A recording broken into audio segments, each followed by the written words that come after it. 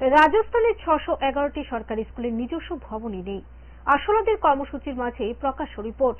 এই রিপোর্ট এমন সময় সামনে এলো যখন দেশের স্কুলগুলি বেহাল অবস্থা শুধরাতে স্কুল ঠিক করো কর্মসূচি শুরু করেছে ককরোচ জনতা পার্টি।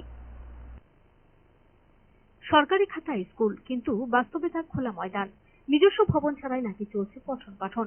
মরু রাজ্য রাজস্থানে এমন স্কুলের সংখ্যা ৬১১টি। শুক্রবার বিধানসভায় এমনই রিপোর্ট পেশ করল রাজস্থান সরকার।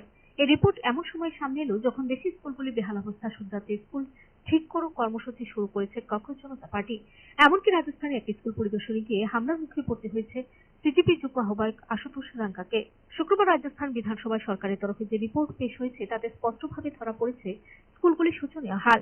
রাজ্যের স্কুল প্রসঙ্গে বিরোধী দলনেতার প্রশ্নের জবাবে ২০২৫-২৬ সালের তথ্য তুলে ধরে সরকার। সেখানে ভজনলাল শর্মা সরকার জানায়, রাজ্যে ৬১১টি সরকারি স্কুলে কোনো ভবন নেই। এর মধ্যে 10টি বালিকা বিদ্যালয়। শুধুমাত্র জয়পুরে এমন স্কুলের সংখ্যা ৩০টি। এখানেই শেষ নয়, রাজ্যে ২০০০-এর বেশি স্কুলে নেই ন্যূনতম শৌচালয়ের সুবিধা। সরকারি রিপোর্ট অনুযায়ী শৌচালয়হীন স্কুল সবচেয়ে বেশি রয়েছে রাজস্থানের বাঁশওয়ারায়, সংখ্যাটা ১১৮। এছাড়া ডুঙ্গারপুরে ১২৮টি এবং উদয়পুরে ৯৮টি স্কুলে শৌচালয় নেই। ১০০০-এর বেশি স্কুলে নেই পানীয় জলের ব্যবস্থা। তবে এই দায় পুরোপুরি কংগ্রেসের ঘাড়ে ঠেলেছে রাজস্থানে বিজেপি সরকার। তাদের দাবি এটা পূর্বতন সরকারের ব্যর্থতা। যদিও রাজস্থানে বিজেপি ক্ষমতায় আসার পর ইতিমধ্যেই ৩ বছর পার করে ফেলেছে। সরকারি বক্তব্য, স্কুলগুলির হাল ফেরাতে সরকার উঠে পড়ে লেগেছে। স্কুল সংস্কার ও মেরামতে ৫৫০ কোটি টাকা বরাদ্দ করা হয়েছে।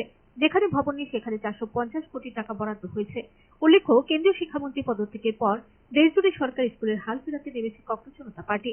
নানা রাজ্যের সরকারি স্কুল পরিদর্শন করছেন ককরোচ নেতারা। রাজস্থানের জয়পুরে এমনই একটি স্কুল পরিদর্শনের সময় হামলার মুখে পড়েছিলেন সিজিপি যুগ্ম আহ্বায়ক আশুতোষ রাঙ্কা। স্কুল চত্বরে ককরোচ নেতারা পৌঁছতেই শুরু হয় মারধর। ঘটনাচক্রে সেদিনেই সামনে এলো রাজস্থানের স্কুলগুলির বেহাল দশা। Bureau report, Sachin ডেটেনে।